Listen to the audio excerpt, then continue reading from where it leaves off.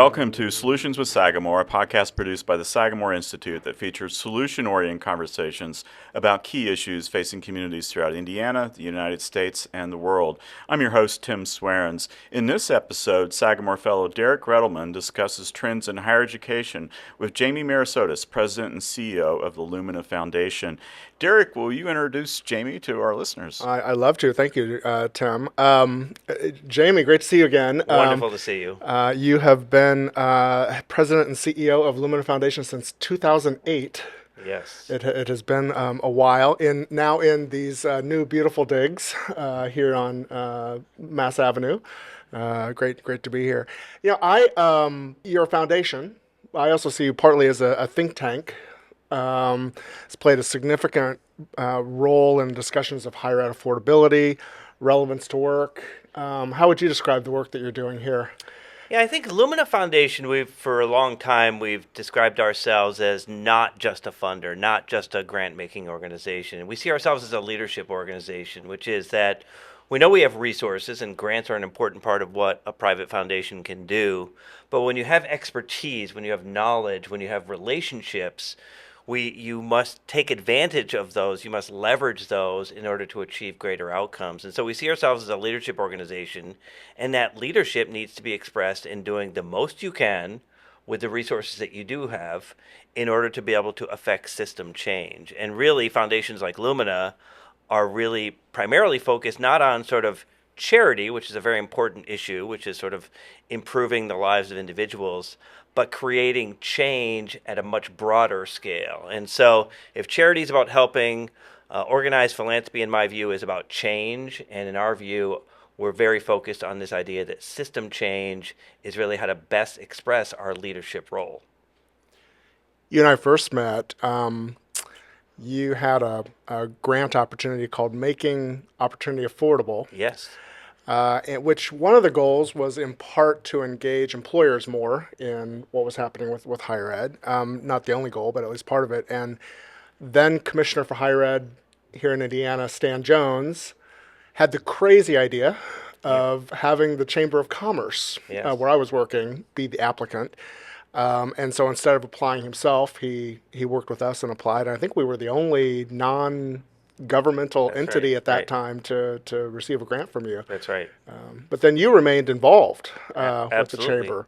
I think you joined the board, and you're definitely on the policy committee. For sure. On the policy committee, chaired the Business Higher Ed Forum for many years. I mean, look, the engagement of employers in sort of changing the arc of post-high school educational attainment, which is what Lumina's really all about, is incredibly important. Our view at Lumina Foundation is that it takes everyone rowing in the same direction in order to be able to achieve the outcomes that a more talented society can really lead to. So that means, obviously, educators, but it means employers, it means policymakers, it means private capital entities, both private foundations and broader private capital markets. And of course, it means students and their families. And so all of those things need to come together in order to create the change that we need. From the employer perspective, look, employers are one of the primary beneficiaries of a more talented society. And we think about the idea that what the post-secondary learning system produces, whether it's a college or university or a workforce training program or what have you, ultimately serves employers, serves society more broadly by providing a talented workforce that helps power our economy, strengthen our democracy, and ensure that our communities are strong. And so working with the chamber made a lot of sense. It continues to make a lot of sense. Lumina Foundation works with many chambers around the United States. It's an important part of our work. And we work directly with employers on an array of issues. But it's all around this idea that talent creates opportunity, opportunity creates change, not just for individuals, but for society overall. Is there anything that you've learned in particular about Indiana's business environment? I think Indiana's got a sort of pragmatic view of the role of talent. And, I look at our diverse economy. We are a state that, on the one hand, is the most manufacturing dependent state in the country still. But on the other hand, life in Gary, life in Indianapolis, life in Evansville, Fort Wayne, et cetera, these are very different places. And I think the diversity of what we have as a state needs to be reflected in the kinds of post-secondary learning that we need to produce. We need a really strong community college system, which we have in Ivy Tech. We need really good private institutions, and we have many of those here. And we really need really good post-high school or post-secondary four-year institutions, particularly those like IU and Purdue and Indiana State that are focused on ensuring that we prepare people not just for the jobs of now, but for the jobs of the future. And so in Indiana, I think we've got a pretty good track record of doing that. We've seen some backsliding, as you and I know, in recent years on post-secondary attainment. That is a sort of broader challenge that I think we see in some states. But take nothing away from the fact that we've got an environment where lots and lots of actors believe that a more talented state leads to much better outcomes for all of us. Jamie, I remember in the old days, say 2015, a university education, the value of a university education was something of a given, and that's not the case now. How do you respond when, I'm sure you hear the question, is a higher education really worth it these days? Yeah, it's a fair question. So let's start there. And I think you're right, Tim, that the questions about the value of post-secondary education have arisen a lot in the last decade. It's something that we didn't confront when I came to Lumina Foundation in 2008. As you said, it was sort of a given. And we've done polling with Gallup, for example, that shows that confidence in American higher education declined from a high point 10 years ago of about 57% to, as of last year, 42%, which was actually an increase from the year before. The low point was 36% the year prior. So confidence has declined, and one of the primary reasons for that is that there are large questions about affordability. The questions about affordability and relevance of post-secondary learning, and we can talk about the relevance part, but from the affordability perspective, look, we've been on a long-term journey in this country to try to make higher education affordable. We haven't done a very good job of it. Prices have continued to increase at more than twice the rate of inflation for nearly 4 decades, and affordability is a major concern for Americans. P.S. If you look at the way our politics play out, not just in Indiana, but in any other state, affordability is a big issue in our politics. It wasn't the 2024 election. It wasn't the 2025 election. People are concerned about electricity costs. They're concerned about health care, and they are concerned about education. So these issues, I think, of affordability in higher education are very important for the higher ed enterprise to respond to, as are the issues related to the relevance of the credentials. What do these degrees, certificates, certifications, or other credentials represent? How do we know they have value? And, it used to be that the colleges and universities could say, we know that they have value. And now I think society is saying, show us that they have value. And I think that's a good place for us to be. I think we've done a lot of work in the last 50 years to try to increase access to higher education. We've made broad progress, though there are large gaps by race, by income, by geography, and other factors. And we've improved a lot post-secondary attainment. The attainment rate in the United States went from 39% to 55% between 2008 and 2023. It's one of the great social successes that we've seen in this country in the last 20 years. But the real questions now, as you point out, is are those credentials valuable enough? And is it worth it? I would say for the vast majority of people, yes. But I think it is the right question to ask, and I think higher education's got to show that it can deliver on those questions.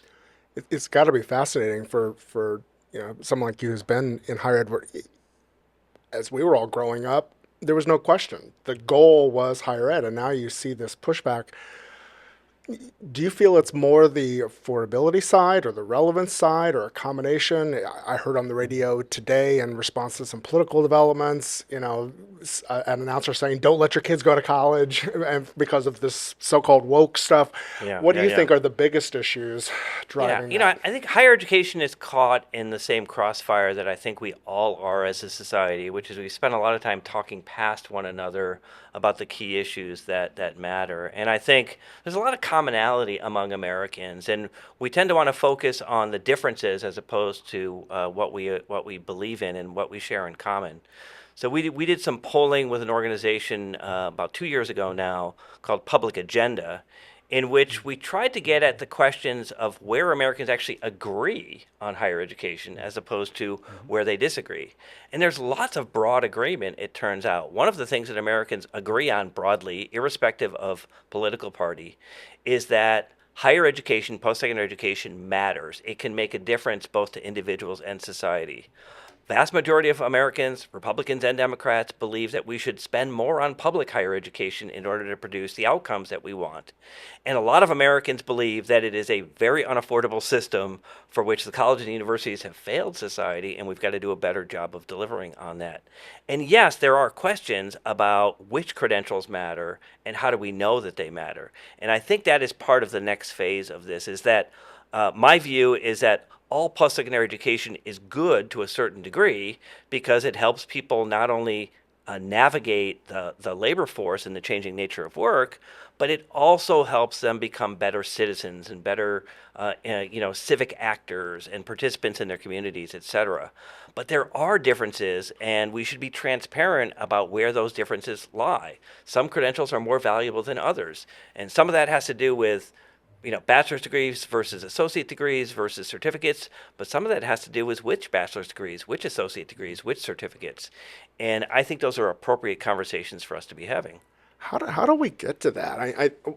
Am I remembering this correctly, or am I exaggerating? Did Burning Glass recently find that there were 1 million credentials out there? Is that the number, or was it? Or Yeah, am I a off? million unique credentials. That's exactly right. And I think, and we've worked with an organization called Credential Engine that is trying to map both what those credentials are and also what they allow you to do. Right in the end, what are they preparing you for? And I think inherent in your question is this idea that do we have too many of these different kinds of credentials? Has there been a proliferation to the point where what they are is almost indecipherable from the consumer perspective? The answer is probably yes. But what we can do is use technology. We have technology in order to be able to map what these things actually do and represent and what they will allow you to do in terms of what jobs you can get, what kind of wages you might earn, what it allows you to do in terms of advancement within your job. And I think all of those things are really important. Look, I think for a lot of Americans, some of the fundamentals still haven't changed, which is that they believe that they can do better if they learn, and if they learn more, they should be rewarded for what they've learned. I think that's a fair proposition, right? If you're a young person and you want to have a career and you want to get a job and do well, you should be able to enter a post-secondary institution, know what you should be studying in order to do the work that you want to do, and that should be a very transparent system. But the same is true for people who are already in the workforce and for people who are saying, look, I'm working in a low wage, relatively low skilled job. I want to earn a family sustaining wage. I want to have higher skills. I want to be able to do a better job of gaining advancement in my job and earn more money and all of those things. And I think it is incumbent on higher education to deliver on those questions that society, that learners and workers are asking. We know that higher ed in general raises your salary prospects, but it really does vary depending on what you study. Yes. How do we provide that information to future consumers of higher ed to help make better decisions? We have data that is getting data systems that are getting better, and so I think we have a relatively good data about the benefits that you achieve in terms of wages, for example, particularly lifetime earnings data that allow people to make better decisions. But I think we need better data systems in general in order to be able to answer the questions that people have. What will it allow me to do in terms of my next opportunity? What will it allow me to do in terms of being a more effective participant in my community and be a better civic actor, et cetera. People care about these things. And one of the things that I've pointed out for years is this research that goes back more than 40 years, again from Gallup, that about well-being. And what the research shows is that even the lowest wage workers, the people in the bottom income quintile, are willing to give up money for meaning. And what that suggests to me is that people care about what they do. They want to know that they are working in order to get a paycheck, for sure. They need to earn a family sustaining wage, as I said, but they want to know that they're making a difference, that they're contributing to something broader. And again, I think we need to deliver on those questions that people have of the post-secondary system.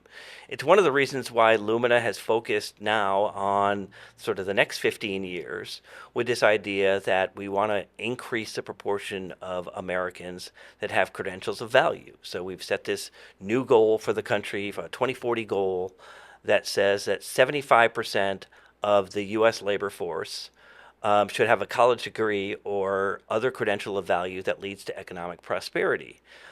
It was designed in part based on our experience over the last 15 years in trying to move the needle on post-secondary attainment from that 39 to 55% that I talked about. But at the same time, it recognizes that people do have these questions that Tim was asking about, and they do want to know, is it worth it? And we have to deliver on that by showing that these credentials have value and that they do lead both to individual and shared economic prosperity. So, what does value mean? Well, value is going to eventually mean a lot of things. Right now, the main way we are describing it is a wage differential. Which is that all credentials that are delivered should have a differential of at least 15% compared to what you would earn if you had a high school credential. That's sort of the macro measure. But within that now, we've got to get more serious about some of these other factors, career opportunities, job advancement, and again, the sort of civic engagement stuff that I've been referencing. We don't have data for most of those other things. What we have is data on wages.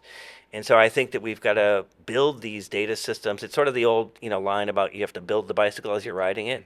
We're going to have to do this in this case. So we're focusing on wages because wages is something that is necessary from the perspective of consumers. But we've got to deliver on the sort of higher questions about the long-term value, and that's part of what Lumina is trying to do. States have that data. Feds have that data. Yeah. Getting over the hump with the feds has been a hard slog. Our common friend Mark Schneider tried most recently and can't get there. Is this a state-by-state thing? Yeah, it's hard to know in the current environment because we're in a world right now where it's not clear what the federal government sees as its role in post-secondary data, for example. And so there's lots of discussion going on right now about creating a much stronger interconnected system of state data systems. So there may be an opportunity here in this sort of changing political environment to better understand, a sort of interoperable system where the state data system could talk to each other more regularly. I'm a technology advocate, this, Derek, and so, AI presents some opportunities that I think give us a chance to be able to do that. But, again, I am, for as long as you've known me, I'm an optimist. I believe in the future. I believe that we can overcome our differences and actually get to a shared outcomes of a better society, of shared prosperity. But in order to do that, we have to sort of lean into it and actually build the data systems that help us measure what works, what doesn't work, and make sure that we invest in the things that take us to the outcomes that we're trying to achieve. Well, speaking of optimism, when you first came out with the previous goal, the big goal, I think I don't remember you saying big, hairy, audacious, but I remember you saying audacious. Pretty much, yeah. And you called it an audacious goal, and that was 60%, correct? Yeah. Now you bumped it to 75%. How do you come up with that number? So it's where if you want to geek out on the goal for a minute here, I'm happy to do that. So the 2008 goal was a goal that was a population measure. So it was 60% of the population would have a degree or other credential by 2025. And again, the baseline was 39% when we started in 2008, 2009. So that's a population measure. And we set that largely based on international comparative data of what was happening in the OECD countries, which is the 30 largest developed countries in the world, and what we were seeing in terms of what the labor market projections were saying about the proportion of jobs requiring a post-secondary credential. So that's how we came up with the 60% target back in 2008. In leading up to 2025, in this conversation we've been having about value, we said, okay, well, we need to do a better job of being clear about which credentials do and don't have value. So we've set this idea of saying 75% of the labor force, so it's not the population, but of the labor force will have a degree or other credential of value leading to economic prosperity. So the denominator is a little different. The difference between population, the old goal, and labor force is that the labor force is a measure of both people who are working and people who are seeking work.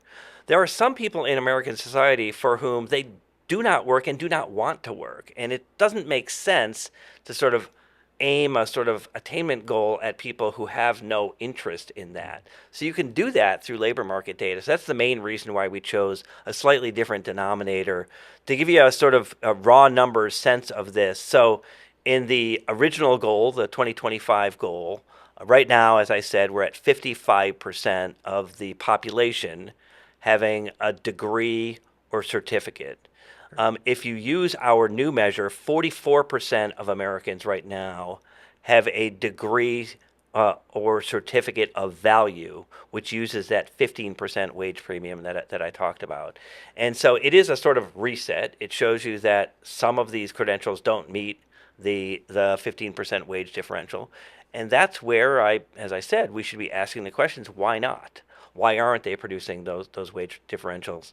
And it's not that they're all not valuable credentials. The question is, why aren't they meeting that wage threshold?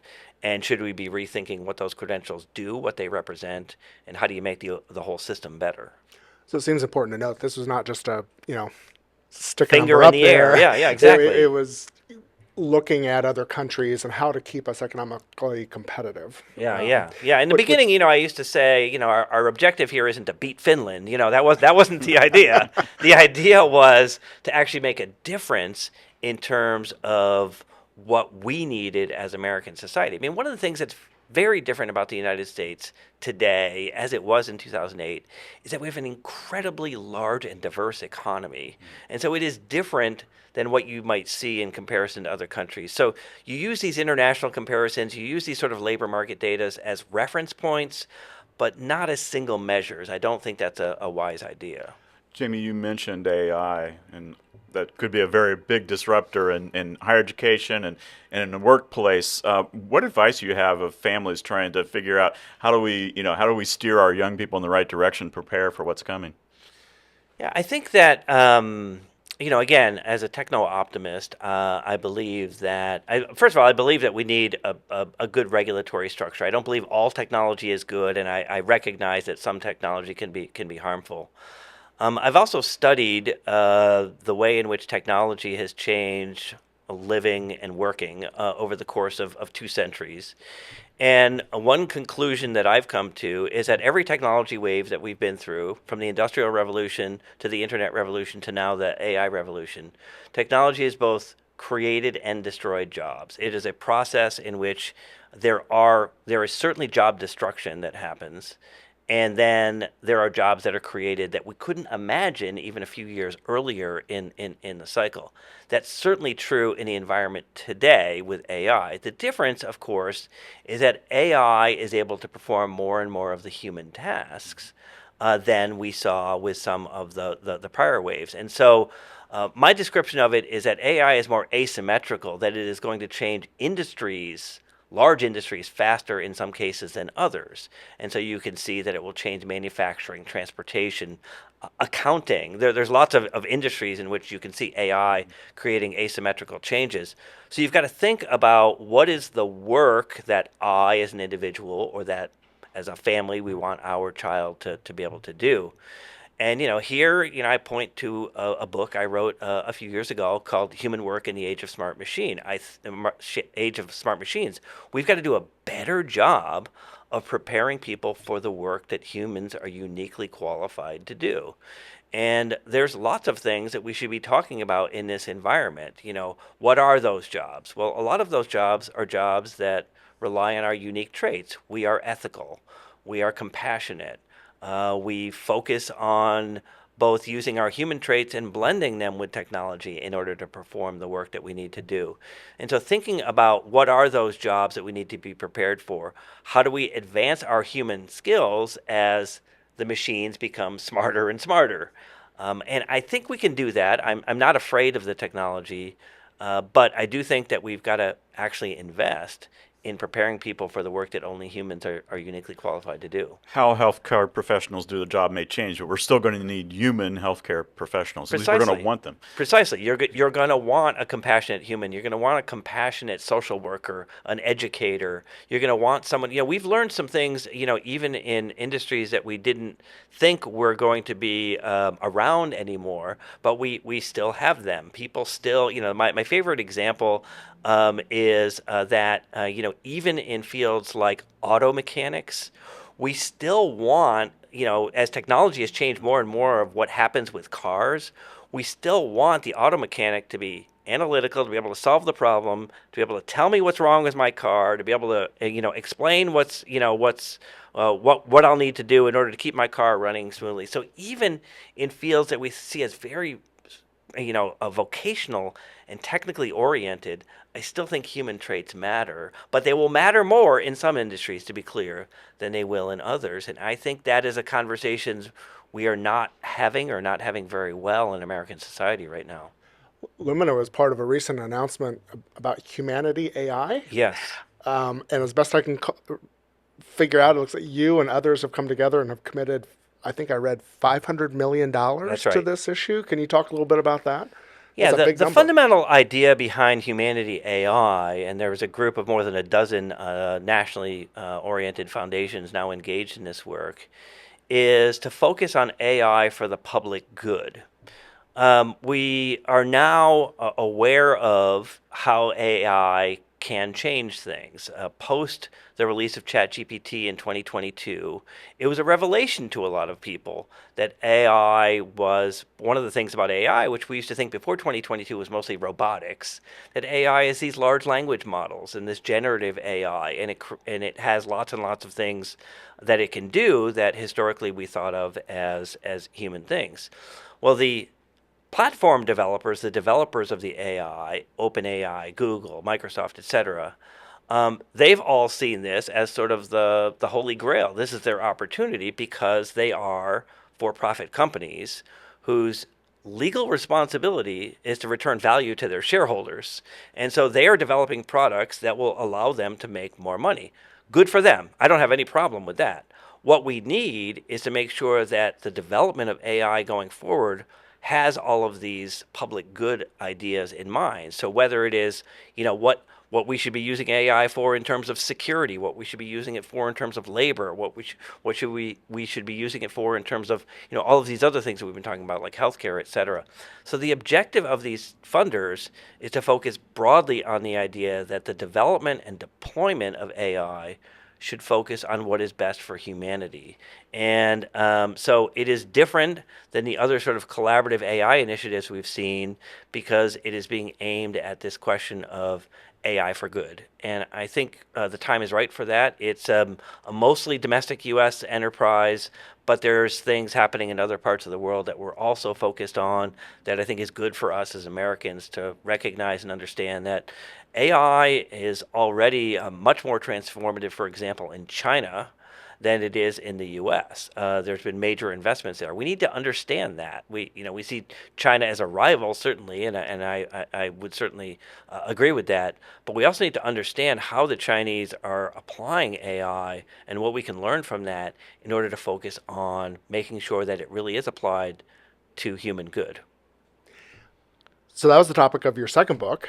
Yes. Love to talk briefly about your first book, which is 10 years old this year. Which is now a decade old, yeah. And yet there are issues in there that are super relevant today. You suggested 10 years ago the idea of a U.S. Department of Talent. And you emphasize that it wasn't a new agency, but to think about how we approach education issues, I think at the federal level differently. Maybe you can talk about that. And yet today, it feels like we're going the opposite way. We're Yeah. getting rid of what we have. Yeah, I mean, the 2015 book was called America Needs Talent, and it was in part driven by my thinking at the time, which still exists today, that we need to think of talent as not innate ability, but rather as the synergy that results when education and experience come together to both impact individuals and society. So to me, that's what talent is. It's something you can develop in order to apply it and do better. And you can do that through education or through experience. Both things are true. And so I started to think about how do we get to a more talented society. And so in the book, I talk about lots of different strategies. And one of them, because I spent 2 decades of my life in Washington, D.C., I'm an escapee, as I like to say, Welcome back. is that I saw the federal government trying to invest in talent in lots of different agencies: the Department of Education, the Department of Labor, the Commerce Department, Health and Human Services, etc. And so my idea, there had been many efforts before to create new entities. And I said, what we need is not a new entity. What we need is a consolidation of existing entities that is aimed around a common set of ideas. And so my idea, which I called the U.S. Department of Talent, and as you pointed out, Derek, it was the idea that generated the most media attention in 2015, is that you would take the U.S. Department of Education, what's called the Employment and Training Administration in the U.S. Department of Labor, and various other aspects of different agencies into a Department of Talent whose job it would be to assess talent needs in the country, to coordinate and consolidate training and education programs, because training and education are largely aimed at the same thing, both specific skills and generalizable skills, and then work with the deployment of that talent in terms of connecting with what employers need, what's happening in the labor force, et cetera. And the idea did get a fair amount of attention, but it's also, you're sort of challenging all these large scale bureaucracies. Interestingly, in the current environment, with the efforts to shutter the Department of Education, there has been some increasing interest in this question. I'm actually against shuttering the Department of Education, but I am for a much more efficient federal strategy for delivering education in better ways. And the idea behind this Department of Talent would be that we would actually bring these efforts together and have a U.S. talent strategy that would allow us to better deliver on society's needs. And, one of the things, there was a second edition of the book in which I said, maybe we should try this in states first. And I think that is certainly what we've seen in interesting ways. No one's called it a Department of Talent, but in the state of Colorado, for example, Governor Polis there announced last year an effort that is very much a sort of a collaboration across agencies in a way that comes pretty close to that. Here in Indiana, we have a terrific Secretary of Commerce, David Adams, who is, whose job it is to sort of build economic development in the state. But David understands and recognizes that in order to build our economy as a state, talent is a major driver of that. So David is someone who sort of, I think, instinctively understands that we need a talent strategy for a state like Indiana, and hopefully David can work, with his colleagues, Katie Jenner, Secretary of Education, other cabinet members, and the governor and legislature, in order to help drive more of a talent strategy for the state of Indiana, which obviously we need. We are going through the transformation that every other state is going through, and we need to sort of rethink how we approach talent going forward. In the final minute we have, would be interested in your thoughts on what Indiana can be doing. You get the close-up view here. We seem to be making progress up until a few years ago, and then post-COVID, we've plummeted in terms of our college achievement. We did adopt the Lumina goal, Right. and we were heading there. Right. Maybe a little slower than others. We were Right. heading there, and now the other way. Yeah, there's been some backsliding, and I think it's a combination of factors. It's where we started, which is the questions about is college worth it, have been a part of the equation. I think there's been lots and lots of political criticism that I think sort of dampen enthusiasm in some cases. But look, at the end of the day, I think higher education has to prove its worth. It has to deliver on the promise that it is making, and our policymakers, our employers, our private investors like Lumina have to come together and actually prove that a more talented workforce is worth the investment, that we should be investing more in making that happen. And my view as an optimist is that Indiana can do this. I really think we can do it. But we've got to come together. We've got to sort of get past the differences and focus on what's right for the state, what's right for our people. At the end of the day, Indiana is not a place. It is a group of people who live in that place, and their efforts together are what make all of us Hoosiers. Well, we really appreciate your leadership and appreciate your time. We could probably do this for another hour, but people are going to have to look for your books, look for your Forbes column, look at luminafoundation.org for more information, and just really appreciate your time. Your Thanks leadership. very much, Derek. Thank you so much. Thank you, Jamie and Derek. Sagamore Institute is an Indianapolis-based think tank focused on economic and educational opportunity, national defense, and civic health.